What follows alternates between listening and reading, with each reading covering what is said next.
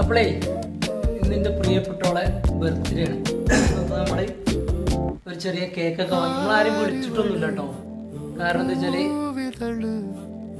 നമ്മൾ പിന്നെ ഒരു 3 മാസം കഴിഞ്ഞാൽ എൻ്റെ തുമ്പിപ്പണ്ണിൻ്റെ ബർത്ത്ഡേ ആണ്. അപ്പോൾ നമ്മൾ അന്ന് നല്ലൊരു പരിപാടി ഉണ്ടാക്കാമെന്ന് കരുതിയിട്ടില്ല. കുറേ ആളുകളൊന്നും ക്ഷണിച്ചിട്ടില്ല. നമ്മൾ കേക്ക് കട്ട് ചെയ്യും.